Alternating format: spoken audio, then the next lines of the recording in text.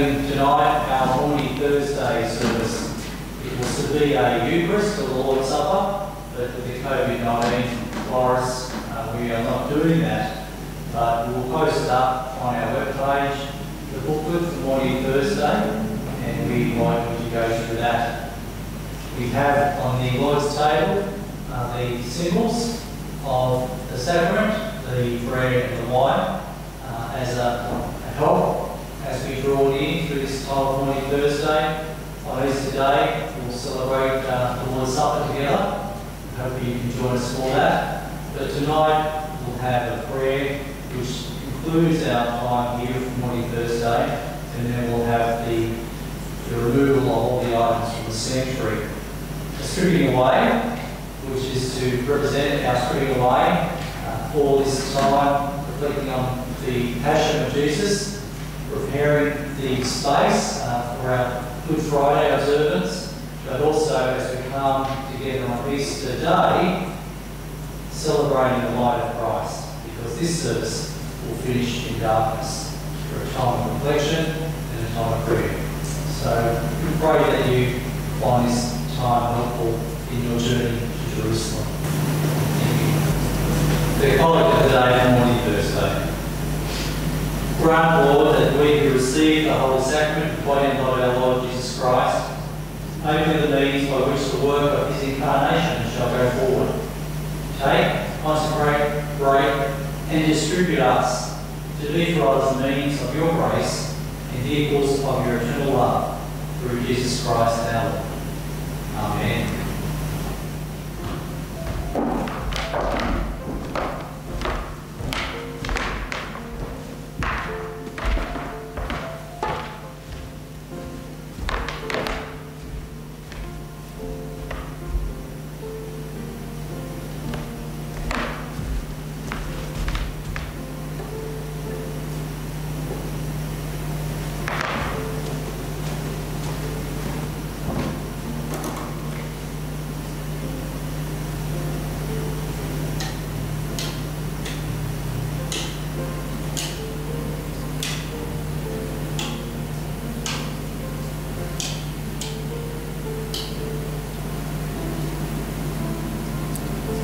In the beginning, when God created the heavens and the earth was formless, void and darkness covered the face of the deep, while a wind from God swept over the face of the waters. Then God said, "Let there be light," and there was light. And God saw that the light was good, and God separated the light from the darkness. God called the light day, and the darkness he called night. And there was evening, and there was morning, the first day. And God said, "Let there be a dome in the midst of the waters, and let it separate the waters from the waters." So God made the dome and separated the waters that were under the dome from the waters that were above the dome, and it was so.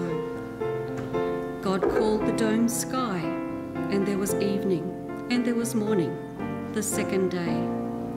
And God said, "Let the waters under the sky be gathered together into one place, and let the dry land appear." It was so. God called the day land to earth, and waters that were gathered together he called seas, and God saw that it was good.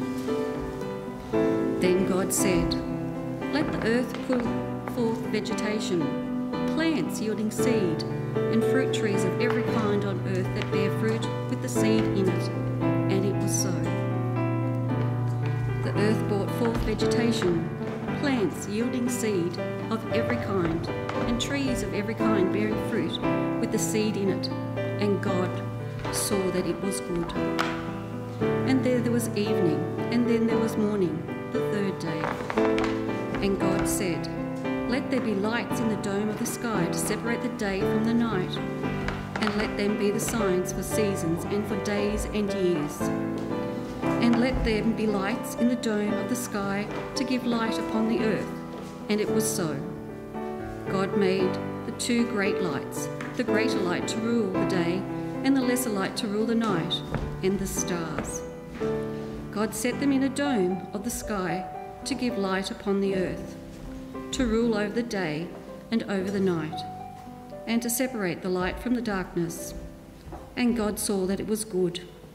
And there was evening, and there was morning, the fourth day. And God said, "Let the waters bring forth swarms of living creatures, and let birds fly above the earth across the dome of the sky." So God created these great sea monsters, and every living creature that moves, of every kind, with the waters swarm, and every winged bird of every kind. And God saw that it was good. God blessed them, saying, "Be fruitful and multiply, and fill the waters in the seas, and let birds multiply on the earth." And there was evening, and there was morning, the fifth day.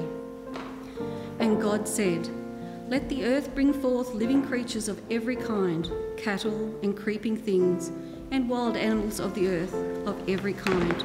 And it was so.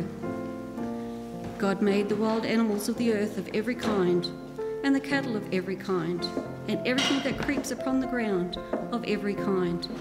And God saw that it was good.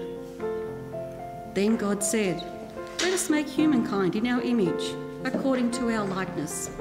And then let they have dominion over the fish, the sea, and over the birds of the air, and over the cattle, and over the wild animals of the earth, and over every creeping thing that creeps upon the earth." So God created humankind in his image. In the image of God he created them. Male and female he created them. God blessed them, and God said to them, "Be fruitful and multiply, and fill the earth and subdue it, and have dominion over the fish of the sea, and over the birds of the air, and over every living thing that moves upon the earth." God said, "See, I have given you every plant yielding seed that is upon the face of all earth, every tree with seed in it, its fruit, you shall have them for food. And to every beast of the earth, and to every bird of the air, and to everything that creeps on the earth, everything that has a breath of life, I have given every green plant for food." And it was so.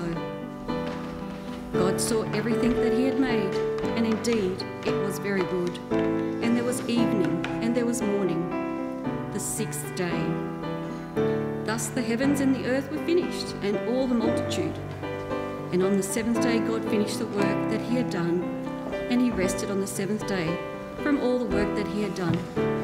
So God blessed the seventh day and hallowed it, because on it God rested, and from all the work that he had done in creation. These are the generations of the heavens, and the earth they were created.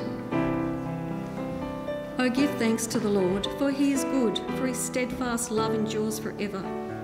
O give thanks to God of gods, for his steadfast love endures forever. O give thanks to the Lord of lords, for his steadfast love endures forever. Who alone does great wonders, for his steadfast love endures forever. Who by understanding made the heaven, for his steadfast love endures forever. Who spread out the earth on the waters, for his steadfast love endures forever. Who made the great lights, for his steadfast love endures forever. The sun to rule over the day of the steadfast love endures forever. The moon and the stars to rule over the night, for his steadfast love endures forever. It is he who remembered us, our low estate, for his steadfast love endures forever, and rescued us from the foes, for his steadfast loves forever. Who gives food to all flesh, for his steadfast love endures forever. O give thanks to God, heaven from the steadfast love endures forever. Then the Lord said to Noah, "Go into the ark, and all your household, for I have seen that you are alone are righteous before me in this generation. Take with you 7 pairs of all clean animals, the male and its mate, and a pair of the animals that are not clean, the male and its mate, and 7 pairs of the birds of the air, also male and female, to keep their kind alive on the face of all the earth. For in 7 days I will send rain on the earth for 40 days and 40 nights, and every living thing that you have I made will blot out for the face of the ground." And Noah did all that the Lord had commanded him.